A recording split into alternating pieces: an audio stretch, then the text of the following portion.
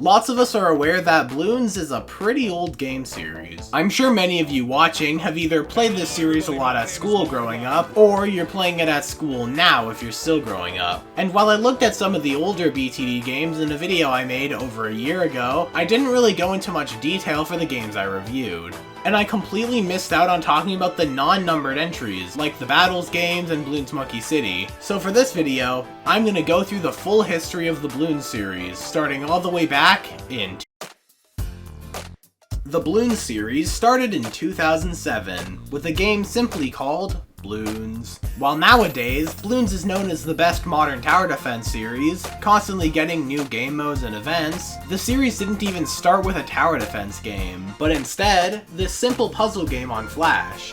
The gameplay is easy to pick up, but there's still a lot of strategizing and thinking to some of the levels. Your goal is to use a limited number of darts to pop a majority of the balloons on screen. A number of different mechanics are introduced, like spike shooting balloons and freezing balloons, and there's also this balloon that turns you into Pac-Man. So here's something a bit funny. After this one, there are actually 9 different Bloons games.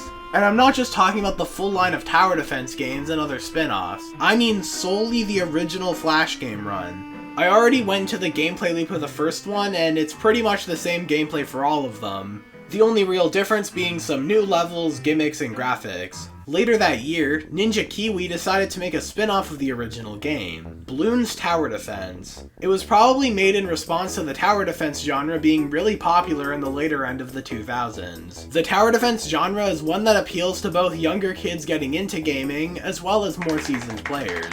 And tower defense games especially were very accessible, as Adobe Flash Player allows for people in school to be able to play all sorts of small little games. Bloons TD is actually really different from the normal Bloons games. The assets aren't reused from the puzzle game either, and there are multiple towers instead of just one dart monkey. By the way, we still have our dart monkey, but we also have tack shooters, cannons, a ball of ice, and my man Super Monkey. They were originally just called towers, but I think I'd rather die before calling them the dart tower, tack tower, ice tower, and cannon tower. Also, strangely enough, it was always called Super Monkey. Your goal is to make it past all 50 rounds of Bloons, which is a lot easier said than done. Even without the massive blimps like we'll see later in the series, the Bloons in this game are relentless. This game holds no punches, and the towers are really weak compared to their later variants. Speaking of variants, there are only 2 upgrades per tower, consisting only of range and power upgrades, except for the Super Monkey, which only has 1 range upgrade. It's also insanely expensive, costing $4,000 just to place it down. Overall, a good start to the series. And for 2007 standards, it's free and really replayable. The next year, in 2008, BTD2 was released. Graphically, it's visually identical to the first game, but it introduces new difficulties, maps, towers, and of course,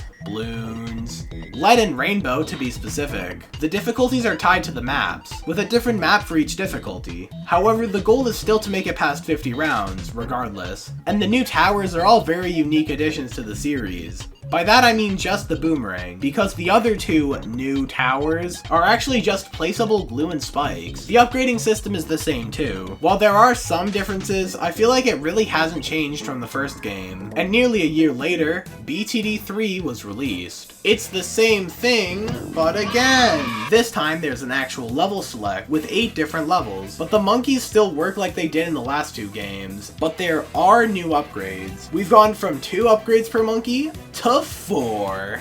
New monkeys are added yet again. We have the Spike Pole, Monkey Beacon, and Pineapple Bombs. Another 2 balloons are added in this game, the Ceramic Balloon and the mother of all balloons, the Moab. Moabs were the first blimps added to the series. Basically, they're slow but strong, and they contain a lot of balloons. And unlike BTD 5 or 6, the standard Moab is an actual threat here, mainly due to the fact that the towers in the game aren't very good. The next year, we got a completely new and original BTD sequel, Bloons TD4. Now the first thing you might notice is that the aspect ratio is really out of the ordinary. That's because TD4 was released with mobile play in mind, but unlike a certain lane-based gardening series, Bloons stayed available on PC for all of its later installments. The new art style is a nice change from the old one, and this game introduced a whole slew of new monkeys. In fact, there are more newcomers than originals. Also, the Spike Pole is no longer its own Bloon Tower.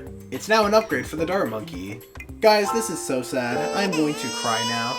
This is also the first game in the series that includes a leveling system to unlock towers and upgrades, something the later games would continue to do. I personally like the implementation, as it makes you try out combinations of monkeys you may not otherwise try, but I can see why some may find it limiting. There are also a lot of new Bloons, the most important being the brand new BFB. This goes alongside the newly redesigned Moab to make the Bloon army even stronger. We also have 2 new game modes to make the game even more replayable: Sandbox mode and Apocalypse. You can really see that the amount of content in BTD4 is far more than all the other games in the series at this point, and this is a trend you'll notice with all the numbered entries in the series. Overall, BTD4 is a really solid game, and a fantastic sequel. In mid-2011, Bloons TD got its very first console port, in the form of a DSiWare game that simply went by the name of Bloons Tower Defense. Now, of course, this is a port of Bloons Tower Defense.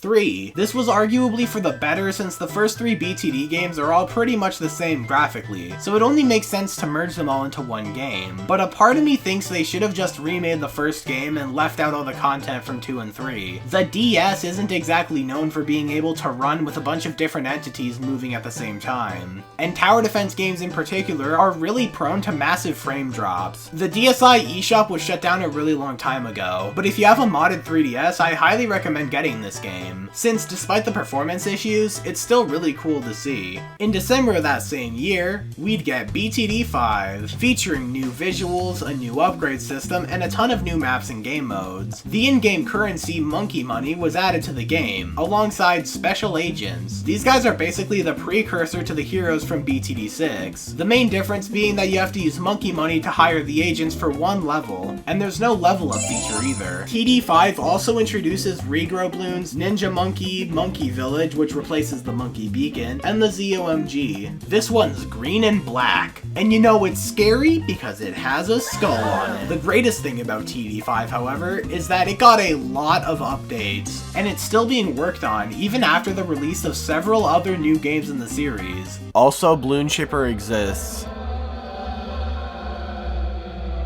The next year, they released a slightly different Bloons game, a spin-off of TD5, Bloons TD Battles. The idea is pretty simple: Bloons versus mode. But that idea goes a long way. Your goal is to deplete the lives of your opponent by sending out your own waves of Bloons, while also defending yourself from the incoming onslaught. As you can see, the graphics are the same as BTD5, but the way money works has been completely altered to make the game more competitive. Basically, the players need a reason to send out weaker Bloons, but Bloons cost money to send out. That's why they made it so that you get a constantly charging supply of money at regular intervals. And to make that money more plentiful, you have to increase your economy by sending out weaker Bloons. The maps are a lot smaller than other entries for a similar reason. The maps only take up half the screen, since that's all the real estate you could get while keeping the game fair. Overall, there's not too much to go into with this one, but it's still pretty neat either way. In March of 2013, a port of BTD4 came to the DSi eShop. It actually is a somewhat working version of the game, but after the first 30 rounds or so, the game's frame rate slows to a halt. Even the actual trailer for the game shows that. Again, the only reason I have this game in this video is because it's a really weird little game, and I really don't want people to forget about this. What's even weirder is that it was released after both BTD5 and Battles.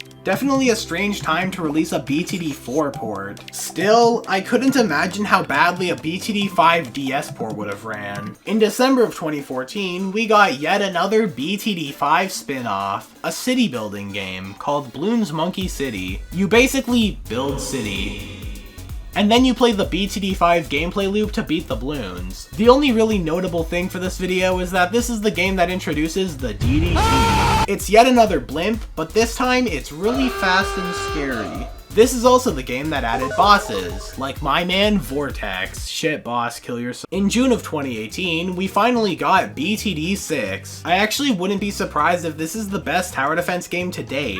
The amount of content here is insane, with 62 in-game tracks as of making this video, and practically infinite if you take modding into consideration. This game has everything. New monkeys, balloons, bosses, events, upgrades, secrets, and even online play. The new upgrade system now has 3 paths instead of 2, and they go up to tier 5 instead of 4. Not to mention paragons and sacrifices. Yeah, that's right, you could sacrifice a very specific amount of monkeys and get a corrupted version of the true sun god, called the Vengeful True Sun God. And to get higher level paragons, it requires you to get a ton of pops with your monkey, and then spend a really high amount of money spamming a ton of the exact same monkey over and over again. My god, these things are good, but the process is really tedious. We also have the brand new BAD.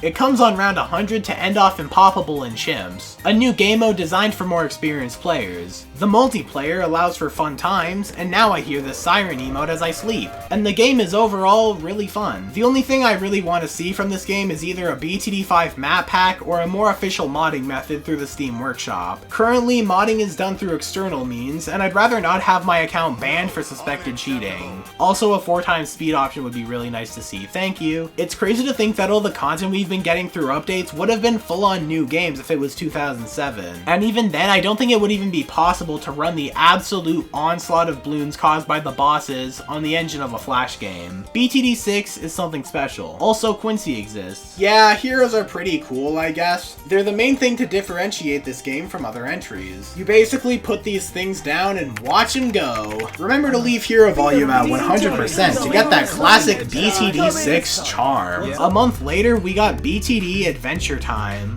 Okay, so this one's a bit weird. In this game, you use characters from Adventure Time against balloons. The game is really weird to look at. Seeing the Adventure Time characters fighting alongside the BTD monkeys is something I never knew I wanted until right now. This game has an actual story mode, and the main gimmick of the game is that you can't place the same tower down twice. Overall, it's alright. Now we've made it to 2021. 2 games were released that year, but Bloons Pop seems to have largely gone under the radar. This is a mobile game inspired by the original run of Flash games. It's cool to see a return to form, but I've always been more of a tower defense fan. This game uses the BTD6 models, so the tone is actually consistent with that game.